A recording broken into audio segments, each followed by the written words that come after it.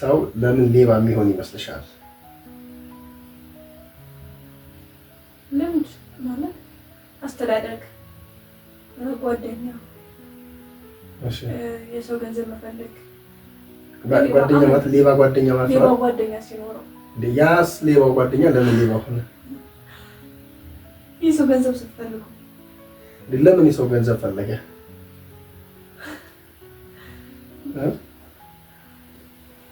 አውርቆ ብዙ አመሉ ከየት መጣ? ሌባ የሚሆነው ሰው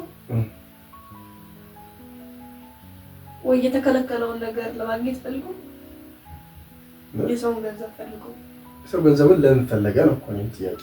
ለምን ይፈልጋል? ለምን እንዲፈልግ ሆነ ነው? የሆነ የጎደለ ነገርማ የሆነ የጎደለ ነገር ይኖረዋል ማለት የሆነ አስተሳሰቡ ላይ የጎደለ ነገር ይኖረዋል። በጣም ጥሩ። ልክ አሁን አንዳንቺ እንደዚህ ነው የሚለው ሰው ሁሉ ማለት ነው። ሰው ሁሉ እኔም የሚመስለኝ እንደዛ ነበር። እኔ የሚመስለኝ ሰው ሌባ ቢሆን ገንዘብ ስለቸገረ ሌባ በሆነ ምክንያት ምናምን ነው የሚመስለኝ። አይደለም። በፍጹም ሰው ስለቸገረው ሌባ አይሆንም። በፍጹም ሰው ሌባ ጓደኛ ስላለው ሌባ አይሆንም። በፍጹም ሰው ስለራበው ሌባ አይሆንም። በጣም ብዙ ርቧቸው ወድቀው የሚኖሩ እኮ አሉ፣ ግን አይሰርቁም። የሚሰርቀው ባይቸግረውም ይሰርቃል። ባይቸግረውም አሁን የምንለው ነገር ባይቸግረውም ይሰርቃል። እና ላብራራልሽ ይህንን አባቶቻችን ሰለስቱ ምዕት ሌባ የሚሆንበትን ምክንያት አስቀምጠዋል። በፍትሐ ነገሥት አንቀጽ 3 ላይ ሰው ሌባ የሚሆንበትን ምክንያት የሚፈጠርበትን ነገር ተናግረዋል። ለምሳሌ አንድ ሰው ሲጠመቅ 36ቱ ሕዋሳት እንደሚቀቡ ታውቂያለሽ አይደል? ለምን የሚቀቡ ይመስልሻል? ሰውነቱን ለማክበር፣ ለመቀደስ፣ ለማክበር፣ ለማንጻት አይደለ? ስለዚህ አሁን 36ቱ ሕዋሳት እንዲቀቡ ወይም ደግሞ እንዲደርሳቸው የተደረገበት ምክንያት እንዲከብሩ ነው። ከነዚያ መካከል አንዱ አካል ወይ ሁለቱ አካል ወይ ሶስቱ አካል ቢጎል ሌባ ይሆናል አሉ። እሺ ሲቀባ ሜሮን ሲቀባ ማለት ነው። አዎ ሜሮን ሲቀባ ሳይቀባ ቢቀር ሳይቀባ በቀረው አካሉ ምክንያት ሌባ ወንበዴ ይሆናል። ስለዚህ ሌባ ይሆናል፣ ወንበዴ ይሆናል፣ ዘማዊ ይሆናል። በዚህ ምክንያት ማለት ነው። እና ከዚህ የተነሳ ሁሉንም በጥንቃቄ እንዲቀባ ታዟል። ሁሉንም 36ቱ ሕዋሳቶችን ሁሉ እንዲቀባ ታዟል። ምሳሌም አስቀምጠውለታል። 36 መሆኑ 33 ዓመት ጌታ ዞሮ የማስተማሩ የሶስትነት ምሳሌ ነው። ቅባቱ ሳይቀየር መቅረቱ የአንድነት ምሳሌ ነው ብለዋል። ሳይቀየር ሌላ ቅባት ሳይሆን ያንኑ ቅባት አይደል ሁሉንም እንቀባው በዚህ ምክንያት ብለዋል። ሁለተኛ 36ቱ ቅዱሳት አንስት አሉ። በ36ቱ ቅዱሳት አንስት ምክንያት 36ቱ ቅዱሳት አንስት የምንላቸው የተቀደሱ አይደል? ቅዱሳት ናቸው። እንደገና ክርስቶስን የተከተሉ ናቸው። ክርስቶስን ያመለኩ ናቸው። ስለዚህ እነዚህ ሕዋሳት አሁን የሚቀባለት አካል አካሏ የሚቀባለት አካልም ክርስቶስን የምትከተል የመሆኗ ነው ብለው አባቶቻችን አስቀምጠዋል ማለት ነው። በዚህ ምክንያት ነው አንዱ አሁን ለዚህ ነው ሌባ እኛ ሀገር ላይ እኛ ዘመን ላይ ሌባ የበዛው በጥንቃቄ ካህኑም ዲያቆኑም ላይቀባ ይችላል። በተለይ ካህን ነው የሚቀባው። ካህን ሲቀባ ካልቀባው ሌባ ወንበዴ ይሆናል ማለት ነው። ስለዚህ አሁን ቤተክርስቲያን ማለት ክርስትና መሰጫ አላውቅም። በጣም ብዙ ሰው እኮ ነው ሌባ የሚሆን። አሁን እኮ ምእመን ብቻ አይደለም ሌባ የሚሆን፣ ሰባኪም ሆኖ መምህርም ሆኖ ዲያቆንም ሆኖ ቄስም ሆኖ ምን አለ ሌባ አለ አይደል? ለምንድን ነው ሌባ የሚሆነው? ከዚህ የተነሳ ነው ማለት ነው። ስለዚህ ይሄን ነገር በደንብ ማወቅ እኛም ማወቅ አለብን፣ ምእመናኑም ማወቅ አለባቸው። ሕዋሳቱን መከታተል አለባቸው ሲቀባ ማለት ነው። ሲቀባ መከታተል አለብን። አንዱ ጥያቄ ይሄ ነው። ግልጽ ሆነልሽ? ሆኖልኛል። ግን በጣም አሳሳቢ ነገር ነው። አሳሳቢ ነው። በጣም አሳሳቢ ነገር ነው። ሁለተኛው ሌላው ጥያቄ ደግሞ የምጠይቅሽ ሰው ክርስቲያን አሁን ስርዓተ ቤተክርስቲያን ነው እየተማርን ያለ ነው አይደለ? እየተማርን ያለ ነው። በነገራችን ላይ ስርዓተ ቤተክርስቲያን በሁለት ነው የሚከፈለው። ስርዓተ ቤተክርስቲያን የምንለው ክርስቲያን በነገራችን ላይ በሌላ ጥያቄ እናነሳዋለን እንጂ ሰፊ ሀሳብ ስላለው በሁለት ይከፈላል ስርዓተ ቤተክርስቲያን እና አሁን የምንማረው አንዱን ክፍል ነው። አንዱን የስርዓተ ቤተክርስቲያን ክፍል ስለሆነ የምንማረው በደንብ እንድናውቅ ነው። በተለይ ደግሞ ስርዓተ ቤተክርስቲያን ሲባል እኛ ክርስቲያኖች ነን። ክርስትናችን የሚጠይቀውን ነገር ሁሉ የማወቅ ግዴታ አለብናል። የማወቅ መንፈሳዊ ግዴታ አለብን። ክርስትናችን የሚጠይቀውን ሁሉ የማወቅ ክርስትናዊ ግዴታ አለብን። ስለዚህ ምንድነው አሁንም ልጠይቅሽ የፈለግኩት ሰው ክርስትና ሲነሳ ወንድ ከሆነ የክርስትና አባት፣ ሴት ከሆነች የክርስትና እናት አለው አይደል? ኦኬ። ለምን የክርስትና አባትና የክርስትና እናት አስፈለገ ብለሽ ታስቢያለሽ? የኔ ክርስትና እናትና አባትን ከሆነ የምጠይቀኝ ድሮ ሕፃን እያለሁ ለልደቴ ልብስ ይገዙልኝ ነበር። በጣም ጥሩ። እሱም በጎ ነው። ዳቦ ያመጡልኝ ነበር። ኦኬ። ሌላስ የሚያደርጉልሽ ነገር አለ? ምሳሌ እውቀት ማወቅ ስትጀምሪ ምን አደረጉልሽ? ይጠይቁኛል። ይሰሙሻል? ዳቦ ያመጡልሻል። ያመጡልኛል።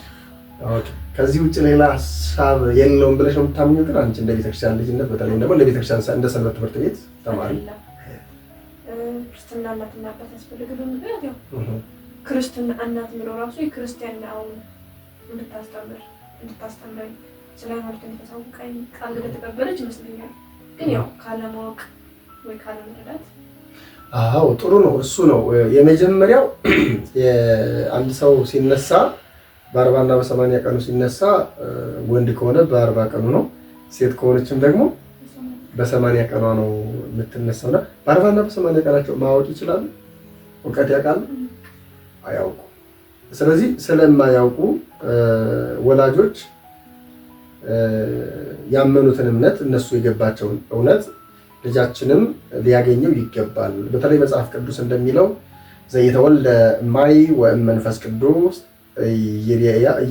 ይክልበውያ ውስተ መንግሥተ ሰማያት ዮሐንስ ወንጌል ምዕራፍ 3 ቁጥር 5 ላይ ጌታችን ኢየሱስ ክርስቶስ ለኒቆዲሞስ ሰው ከውሃና ከመንፈስ ካልተወለደ በቀር ወደ እግዚአብሔር መንግሥት ሊገባ አይችልም ብሎ ያስተማረውን ወላጆች አምነውበት ልጃችን የእግዚአብሔር ልጅ ካልሆነ ከውሃና ከመንፈስ ካልተወለደ የእግዚአብሔር ልጅ መሆን አይችልም። እኛ የእግዚአብሔር ልጆች ነን፣ ልጃችንም የእግዚአብሔር ልጅ መሆን አለበት፣ ከኛ በስጋ ተወልዷል፣ ከእግዚአብሔር ደግሞ በመንፈስ መወለድ አለበት ብለው የ40 ቀን ሕፃን የ80 ቀኗን ሕፃን ይዘው ወደ ቤተ እግዚአብሔር ይመጣሉ። እነሱ የገባቸውን እውነት ምን ለማለት እኛ እናስተምረዋለን ብለው ነው አይደል? ወደ ቤተክርስቲያን ይዘውት የሚመጡት እኛ እናስተምረዋለን ብለው ነው። ስለዚህ ወላጆች እናስተምረዋለን ብለው ያመጣሉ፣ ይጠመቃል፣ ወላጆች ያስተምሩታል። ነገር ግን ቤተክርስቲያን ጥንቃቄዋ በጣም የላቀ ነው። ወላጆች የሆነ ነገር ቢሆኑ ሪዘርቭ ታስቀምጣለች ቤተክርስቲያን። ሪዘርቭ ታስቀምጣለች። ለምሳሌ ወላጆች ላይ ወይ ስደት ይገጥማቸዋል፣ ሃይማኖታዊ ስደት ወይ ስጋዊ ስደት ሊገጥማቸው ይችላል። በዚህ ጊዜ ልጆቹን በመንፈሳዊ ክትትል የሚከታተላቸው ያስፈልጋቸዋል። ስለዚህ የሚከታተላቸው አካል ደግሞ ሌላ ምን አደረገች? የክርስትና አባትና የክርስትና እናት። ወንድ ከሆነ የክርስትና አባት፣ ሴት ከሆነች የክርስትና እናት አስቀመጠች ማለት ነው። ለምን?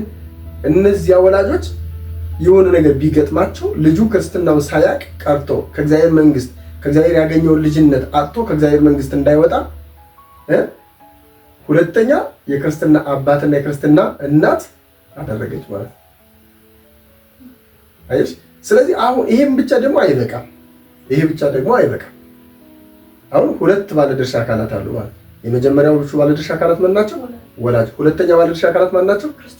የክርስትና አባትና የክርስትና እናት ባለድርሻ አካላት። ሶስተኛ ባለድርሻ አካላት ወሳኙ አደራ ያለበት በጎችን ጠብቅ፣ ግልገሎችን ጠብቅ፣ ጠቦቶችን አሰማራ የተባለ አካል ደግሞ አለ፣ ካህን።